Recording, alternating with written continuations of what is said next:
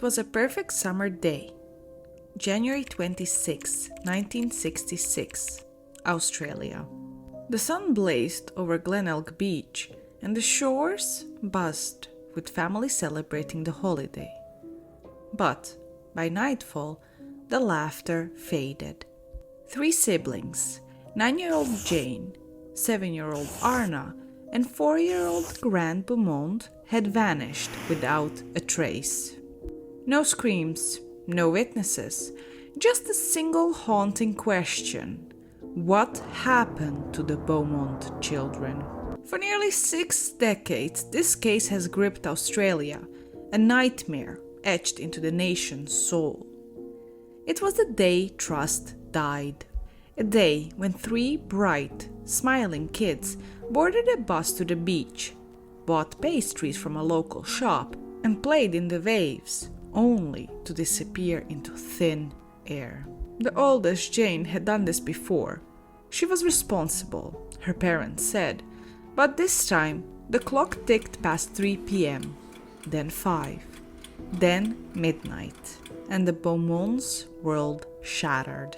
What began as a frantic search spiraled into Australia's most infamous cold case, a labyrinth of dead ends, shadowy suspects, and whispers of unspeakable evil. A mystery that rewrote parenting norms, tormented investigators, and left a family forever waiting in the dark. Today, we revisit the vanishing that changed the nation, and we ask, could this story still have an ending? So, to understand the weight of this tragedy, we must first meet the Beaumonts. Jim and Nancy here were the portrait of a 1960s Australian family, hardworking, trusty, and fiercely ordinary. Jim drove a taxi and Nancy kept their modest home in Somerton Park spotless, and their 3 children were the center of their world. Jane, the eldest at 9, was mature beyond her years, a little mother who would proudly take her siblings to the beach alone.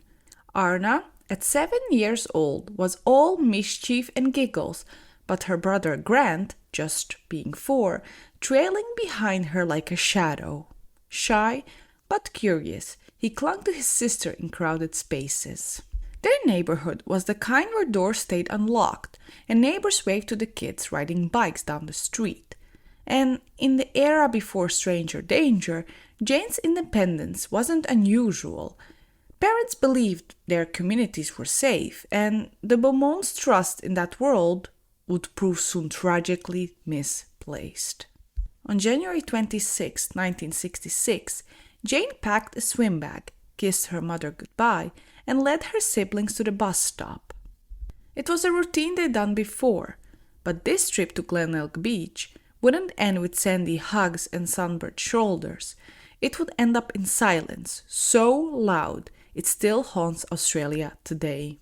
The trip with the bus took just 5 minutes, and Nancy expected the kids to return home on the noon bus. But when they didn't show up, she wasn't too worried. Jane was responsible, and she thought maybe they'd just stay longer to play. So she waited for the next bus at 2 p.m. Still, no sign of the children. By 3 p.m., Jim, the father, came home early from work. Nancy told him the kids hadn't returned. Jim jumped into his car and drove straight to the beach. The shore was packed, with families celebrating the holiday. Kids splashing in the water, parents lounging on towels. And Jim? He searched the crowds, calling his children names. He checked the shops, the pier, even asked strangers if they've seen his children. But there was nothing. No Jane, no Arnna, and no Grant. After the search, Jim returned home, and together he and Nancy combed the streets. They knocked on neighbors' doors, visited friends' houses, and checked every place the kids might have gone.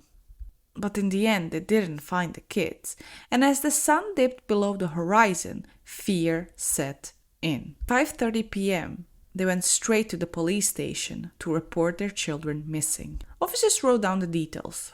3 siblings, last seen at the beach, wearing swimsuits. But in 1966, there were no Amber Alerts, no social media, and the search began with little more than hope and a growing sense of dread. Later, police pieced together the children's final hours. Witnesses saw them playing near the beach kiosk around noon. Jane had walked into a shop to buy pastries and a pie. The shopkeeper noticed something odd. Jane paid with $1 Australian note, which was much more money than Nancy had given them in the morning. Outside, a man was watching. He was tall, blond, and wore a blue swimsuit. He never spoke, he never entered the shop. When Jane left with the food, this man followed. It was the last confirmed sighting of the Beaumont children alive. By nightfall, what happens as a sunny day at the beach became Australia's most haunting mystery. 3 children had vanished in plain sight, and despite decades of searching, no one could answer the question, where did they go? The disappearance of the Beaumont children triggered one of the largest police investigations in Australian history. Within hours, officers combed Glenelg Beach. They searched drains, empty buildings, and even dug up nearby sand dunes. Helicopters scanned the coast. Volunteers handed out thousands of flyers with the children's photos. But day after day, there were no clues, no bodies, no clothing, just silence. Police interviewed hundreds of people, and one witness stood out. A young mother who'd seen the children playing with a tall blond man in a blue swimsuit. She said he looked athletic, in his mid-30s, and the kids seemed relaxed around him. Another witness saw Jane buying the food at the shop, and she saw the man waiting outside, but never speaking. Police drew sketches of him, but no one came forward with the name. Weeks have turned to months, and with that, the case grew cold. Then, in 1968, hope resurfaced. A man named Bevan Spencer was arrested for another crime. Some detectives thought he fit the description of the blond man at Glenelg, but there was no proof he actually met the Beaumonts. Another suspect, Derek Percy, a known child killer, claimed he couldn't remember where he was that day. Police found diaries in his home with disturbing details, but nothing tied him directly to the case. In 1997, a letter arrived at the newspaper. The writer claimed they had been abused as a child by a family who'd kidnapped the Beaumonts. They said the children were buried under a warehouse in Adelaide. Police dug up the site, but found nothing. It was just another dead end. Over the years, tips flooded in. Over 10,000 in total. People claimed they've seen the children alive or knew where they were buried. One man even said he'd been friends with Grant Beaumont as a teenager, but every lead crumbled. No DNA, no witnesses, and no confession. In 2021, police tried one last time. A man came forward saying his father, a now deceased suspect, had buried the children under a house. The crew tore up the floorboards, sifted through dirt, and found nothing. Today, the case remains open. DNA technology has improved, but without bodies or evidence, even science can solve this mystery. For detectives, the Beaumont case became a nightmare of what-ifs. What if they searched faster? What if someone had stopped the blonde man that day? But in the end, the truth vanished with Jane, Arnna, and Grant, leaving a hole in Australia's heart that still hasn't healed. With no bodies, no crime scene, and no arrests, the Beaumont case became a breeding ground for theories.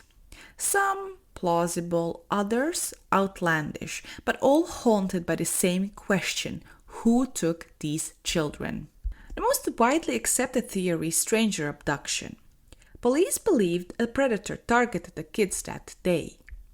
The blonde man seen playing with them fits this role, someone who gained their trust before striking. And as we said, in 1966, parents rarely feared strangers, making it easy for a killer to blend into a crowd.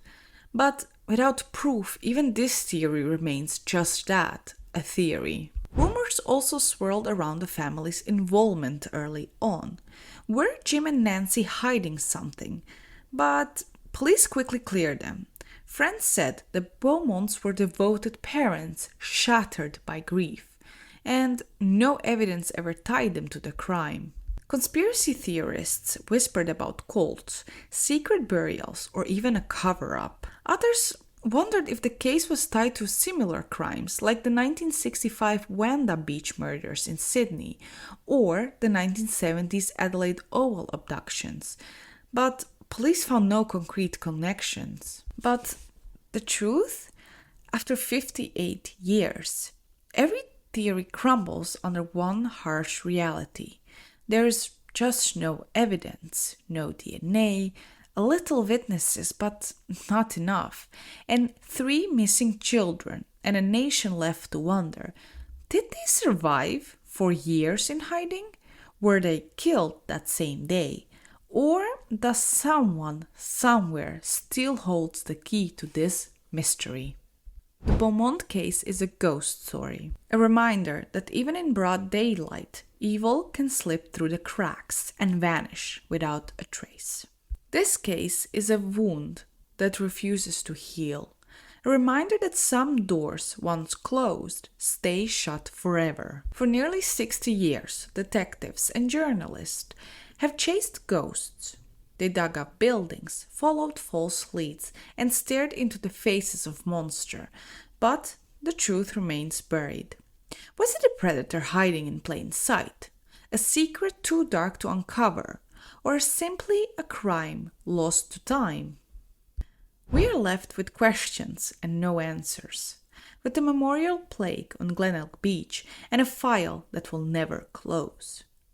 Maybe one day someone will speak, and maybe DNA will crack the case.